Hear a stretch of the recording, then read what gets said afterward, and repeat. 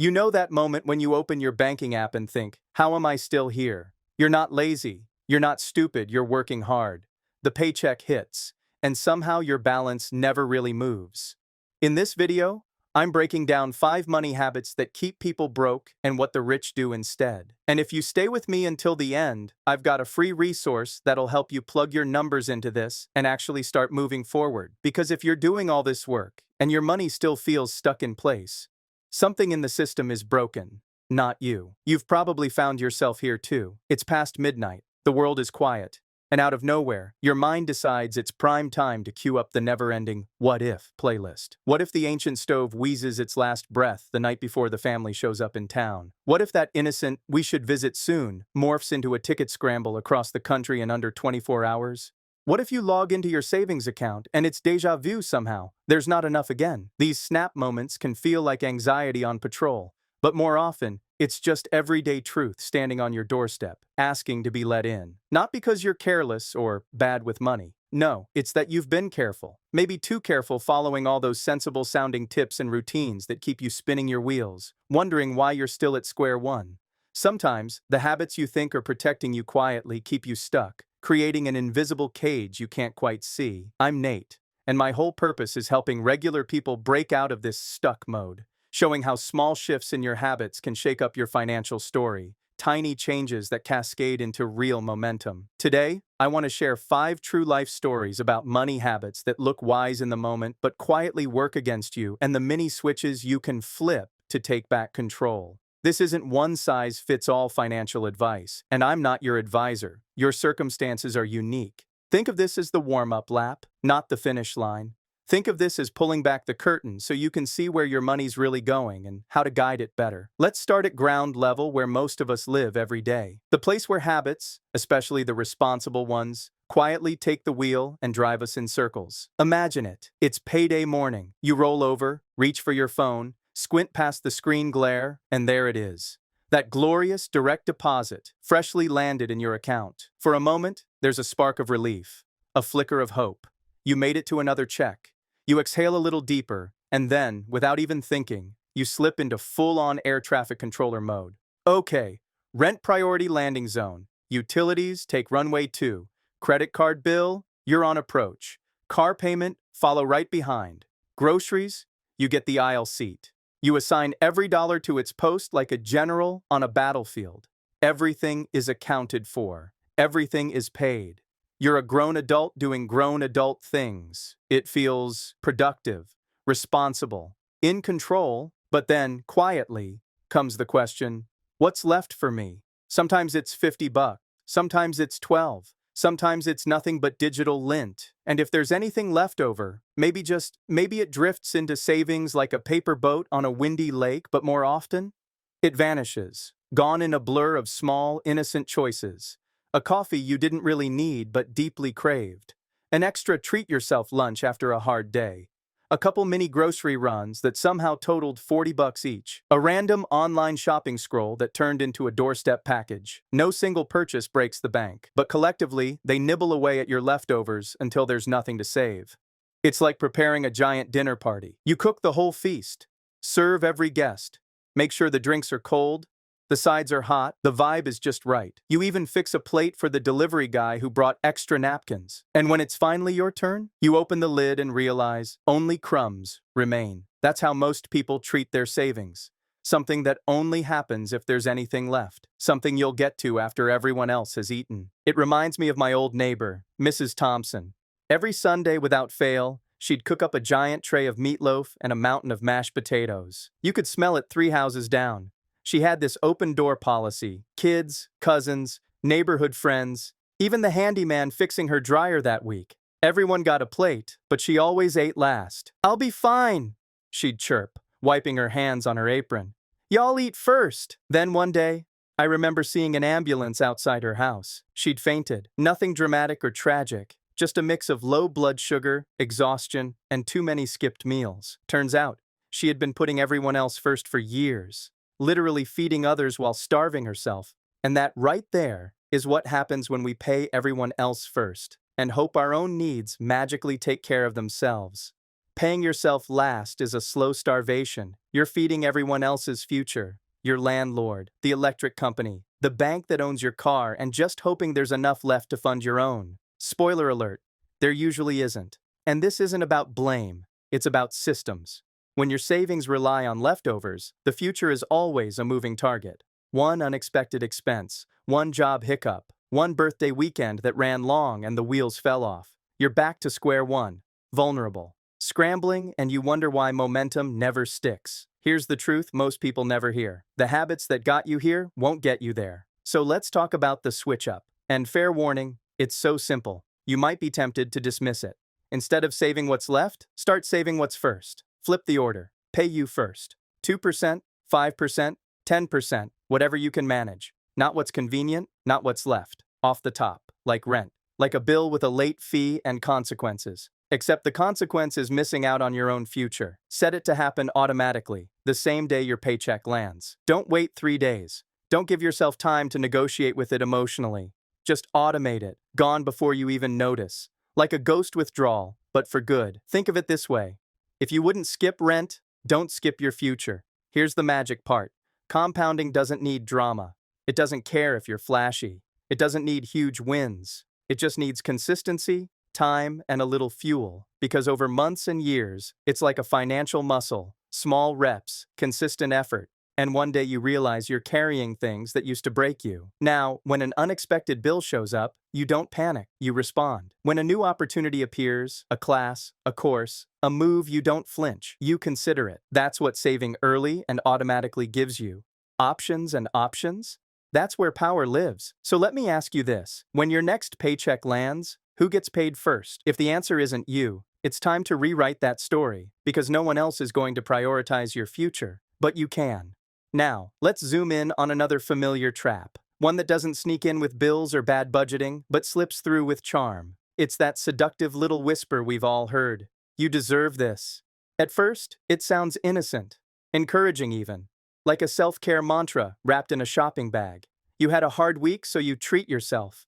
You landed that job, so you upgrade your phone. You're finally making more, so you reward yourself with something shiny, something sleek, something just slightly out of reach. The catch? That whisper usually shows up with a pen in one hand and a payment plan in the other. Flashback with me for a second. I was 19, fresh out of high school, standing in a used car dealership with my chest puffed out, thinking I had everything figured out. The salesman tossed me the keys, like he was handing over a bouquet of roses. I remember that moment so clearly, sunlight hitting the hood, the thud of the car door, the smell of leather seats and new beginnings. On paper, the payments looked harmless.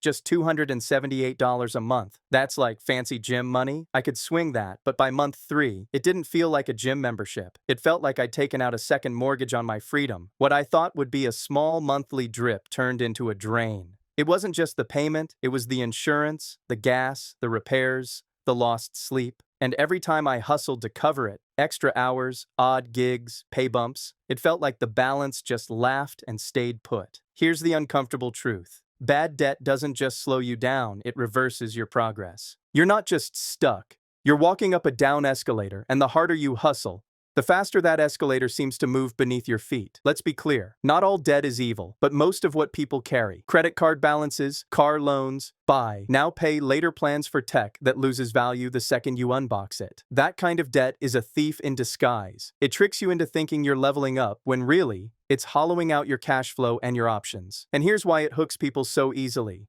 It feels like a shortcut to joy, to status, to finally having nice things. But every shortcut has a toll. And with bad debt, the toll keeps rising. So what do? Here's the habit switch. Get allergic to payment culture. If something drops in value the moment you swipe it, whether it's dinner, clothes, a phone, or a concert ticket, don't finance it. Save first, then spend, or skip it altogether. If you have to go into debt, it better be for something that grows in value or increases your capacity, think education, tools for your trade, or a truly necessary car to get to work but for everything else. Debt is a costume party where the bill collector always shows up after midnight. Now maybe you're already carrying a few balances and thinking, I'll fix this when I make more. I hear that one a lot. Let's walk that treadmill together.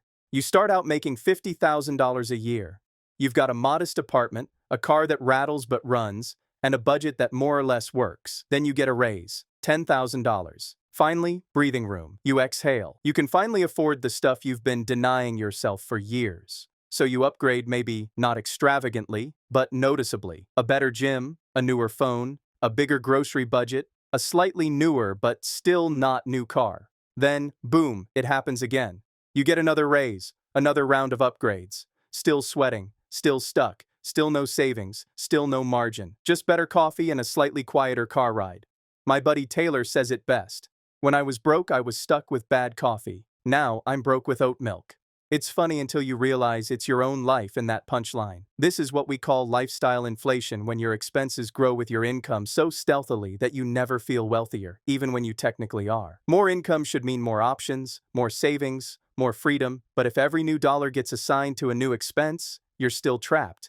You just upgraded the cage. So here's the counter move to upgrade your mindset. Set your raise rule before the money lands. Decide in advance before the raise hits your account that a chunk of it goes straight to the future. Maybe that's 50%, maybe more or maybe less if times are tight, but you must make a rule. That way, when the new money arrives, it already has a job that serves you. Automate it. Don't give it a chance to tempt you. The rest? Spend it. Enjoy it. Celebrate progress, but do it from a place of power, not impulse. And if you're eyeing a big lifestyle jump, like a new car, apartment, or monthly subscription stack, run a pretend upgrade test first. For 3 months, take the cost difference and send it to savings or investments instead. If you can't sustain that for 3 months without stress, you're not ready for the real thing. The space between what you earn and what you spend is freedom. It's a breathing room. It's the gap where growth lives. Widen it. Guard it. Let it work for you. The truth is, income doesn't equal wealth. Habits do. Let's talk about another habit that looks responsible on the surface. One that feels smart, even comforting, but beneath it, there's a quiet cost. It's the habit of hoarding cash, just to feel safe, and trust me, I get it. There's something about seeing a few $1,000s sitting in your account that brings a kind of peace. Like, okay, I'm good, I can handle life, I've got backup. Here's the twist. While that number sits there looking calm and strong, something else is happening behind the scenes. Not fast, not loud, but constant. It's called inflation, and it's the most polite little thief you'll ever meet. Inflation doesn't crash through your front door. It doesn't sound alarms or set off red flags. It's more like a termite in the walls. Quiet, unseen. You don't notice anything until one day your dollars just don't stretch like they used to. What used to be a cart full of groceries is now a few bags. That emergency fund you built, suddenly it doesn't cover quite as many emergencies. Not because you messed up, but because the world quietly got more expensive while your money stood still. Here's the truth. Saving is not the same as growing. Saving is like stacking logs beside a cabin in winter. It's necessary. It's smart, it's a part of the plan, but logs alone won't keep you warm. You need to light a fire, and in the world of money, that fire is called investing. A neatly stacked pile of money in a savings account looks good. It feels good. However, if it's not earning or growing, all it's doing is slowly losing buying power. You might ask, but Nate, so what's the solution? You don't abandon savings. You don't toss the logs. Instead, you give your money dual roles, protection and progress. Here's your two-step system. Step 1. Let cash protect. Build yourself a cushion, 3 to 6 months of living expenses. Keep it somewhere accessible but still earning something. A high-yield savings account, for example. That's your shield, your breathing room, your buffer between chaos and calm. Step 2. Let the rest work. Anything above that cushion, give it a job. Put it to work in low-cost, broad-based index funds. These are the slow and steady tortoises of the investing world. They don't try to beat the market, they are the market. Pick a set amount, pick a schedule, and automate it. No drama, no emotion, no wait for the right moment, nonsense. Just routine, like brushing your teeth or paying your phone bill. Don't let headlines distract you. Your future doesn't need you to outguess news networks. It needs you to keep marching, even when the news is scary, especially then. As for what to invest in, if you're young and decades away from needing the money, go heavier on stocks. If you're approaching a goal, tilt toward bonds, but don't tweak just because the market dips. Tweak when your life shifts. New job, new baby, new goal, not because the Dow had a bad Tuesday. Now let's talk about another threat that's just as sneaky as inflation, but this one doesn't live in the market. It lives in your daily life, and it's called financial fog. It's not reckless spending. It's not buying yachts or blowing paychecks in Vegas. It's just undefined money. It's the $4 here and the $9 there. The subscription you forgot. The Target run you don't remember. The "I deserve this" Uber Eats dinner that wasn't worth the calories or the cost. It's what happens when your dollars don't have assignments and when they don't have a job, they wander off and do whatever they want. I had a buddy say to me, "Man, I don't even spend that much. But somehow, my money just disappears." And I told him, that's fog. Fog spending is a silent leak. It doesn't make noise, it doesn't feel like an emergency, but over time, it's the reason you can't get traction. It's the reason opportunities slip by unnoticed. It's the reason your bank account feels haunted. This came up over lunch one day with my old coworker, Sam. He said, "I wish I could put money in my 401k, but I just don't have the room." So I grabbed a napkin. We broke it down. If you're in a 22% tax bracket, putting $100 into a 401k doesn't take $100 out of your pocket. It reduces your take-home pay by about $78. Why? Because it's pre-tax. And if your employer matches that $100, you're instantly turning $78 into $178. That's free money. A coupon for your future that never expires. Sam's jaw dropped. Not because he didn't care, he just didn't know. He was living in fog, and the fog cost him thousands over time. So, how do you clear the haze? You don't need to go to a full spreadsheet wizard. Just do a money x-ray for 1 month. Every dollar, every swipe, every bill, track it. Use an app, a notebook, a whiteboard, whatever fits your life. Highlight 3 things. First, subscriptions you forgot you were paying for. Second, impulse splurges that didn't bring real joy. And third, opportunities you've been missing, like 401k matches, HSA contributions, or unclaimed employer benefits. Then rebuild your next month with intention.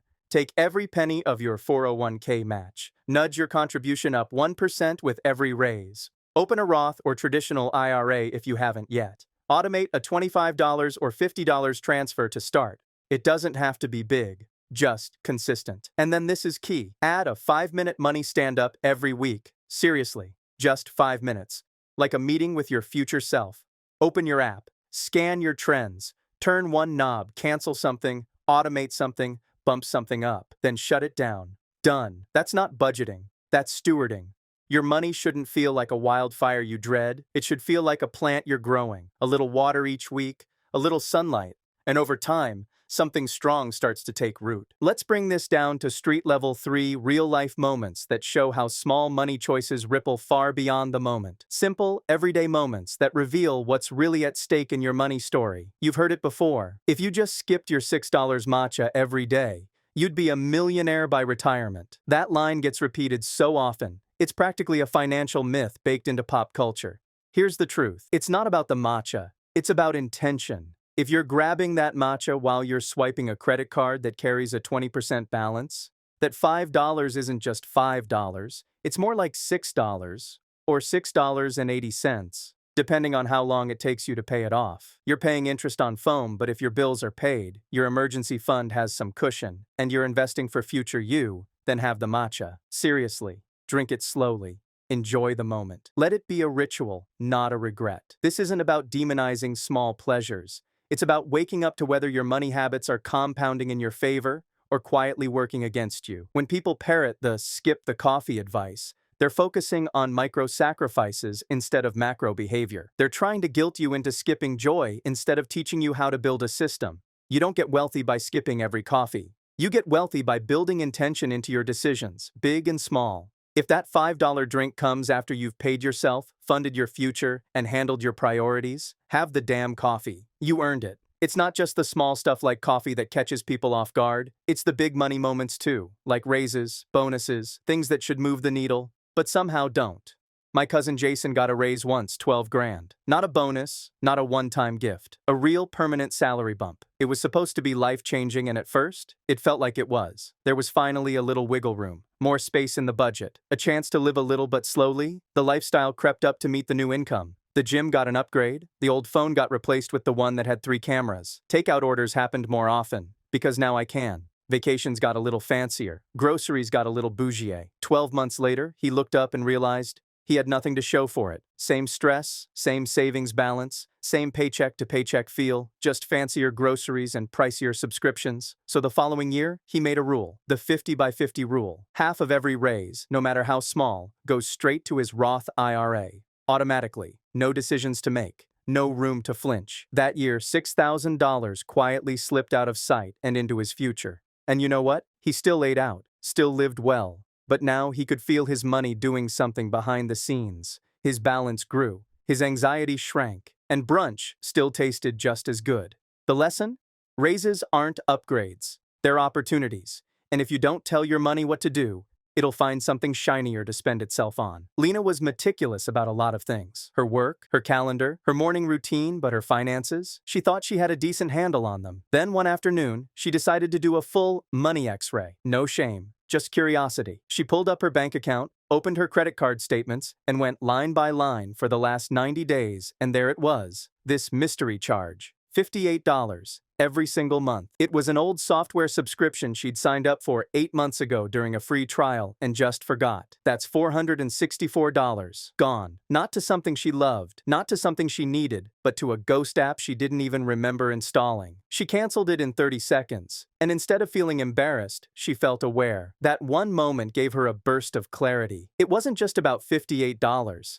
It was about seeing how easily money disappears when you're not watching. It was about taking ownership back. Fog spending like this adds up, not in catastrophic ways, but in ways that quietly, steadily pull your future out from under you. Lena now checks her subscriptions quarterly. She sets a reminder, and that canceled $58. It's now an auto transfer into her Roth every month. Same amount, just a better direction. These stories aren't about coffee or raises or subscription services. They're about awareness. About small pivots because money doesn't disappear in big explosions. It leaks through tiny cracks, and when you start patching those leaks with intention, momentum starts to build. Not overnight, but consistently like compound interest with a little attitude. All right, let's land this plane. You've taken in a lot. The myths we inherit, the habits that keep us stuck, the stories that sound smart but hold us back. Now it's time to shift gears, from thinking to doing, from information to action. Not all at once, not perfectly, just consistently. And if you've been here before, you know what time it is. It's homework time. Here's your 5-day reset. 5 small moves, spread out over 5 days, each one designed to help you take back control of your money story. Think of them like momentum snacks, tiny but powerful. On Monday, start by paying yourself first. Set up an automatic transfer into a savings or investment account. It doesn't have to be big. $10 is plenty. What matters most is that this becomes your first, not your last. You're building the habit of treating your future like a priority, not a maybe. That simple act, automating a transfer, shifts your identity from spender to saver. On Tuesday, get honest with your debt. Lay it all out. Balances, interest rates, minimum payments. Don't flinch. Clarity is power. Once it's in front of you, decide how you want to attack it. Go with the snowball method, starting with the smallest balances if you need quick wins to stay motivated. Or go with the avalanche, starting with the highest interest rates if you want to save the most money over time. Either way, put your payment plan on the calendar. No more mystery, just progress. One payment at a time. On Wednesday, set your raise rule in stone. Don't wait for the raise to arrive. Decide now what you'll do when it comes. Maybe it's putting 50% of every salary bump toward long-term goals like investing, saving, or debt payoff. Maybe it's earmarking bonuses for future you instead of future upgrades. Write it down. Better yet, tell someone. There's power in accountability. That way, when the money comes, you already know where it's going. On Thursday, move from saving to growing. If you already have an emergency fund with 3 to 6 months of expenses saved, it's time to give any extra cash to a new job. Building wealth. Open a diversified investment account if you haven't already. Choose a simple, low-cost index fund and set up a recurring contribution, maybe $50 a month. Keep it boring. Keep it automatic. Don't wait until you know everything or until the market feels right. Start where you are. The sooner your money enters the game, the longer it gets to work. And on Friday, clear out the financial fog. Run a full money X-ray. Look at every dollar that left your account over the past month. Use an app, a spreadsheet, or a notebook, whatever fits your life. Look for 3 key things: subscriptions you forgot you were paying for, impulse buys that didn't really bring you joy, and missed opportunities like unclaimed 401k matches, HSAs, or tax breaks gathering dust. Then make one move. Cancel something, increase your 401k contribution by 1%, or set up a Roth IRA. Once you've done that, schedule a weekly 5-minute money stand-up. Every Friday, check in, review, tweak, close the app. No panic, no shame, just stewardship, just rhythm. Like watering a plant. That's your reset. 5 days, 5 steps. They may seem small, but together they create momentum. You'll feel the brakes loosen. You'll press the gas.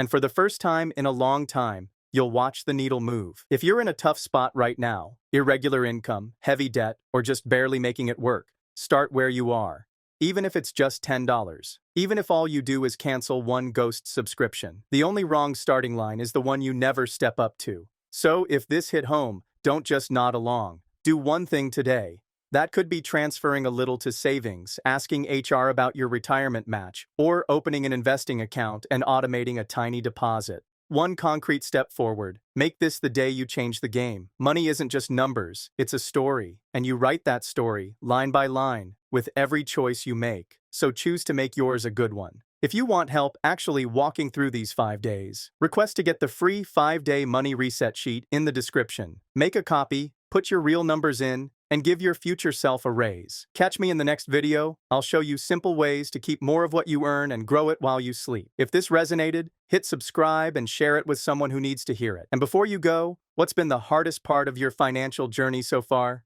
Drop it in the comments. I'd love to hear your story. I'm Nate, and I show up here with practical steps to make your money work. Let's get to work.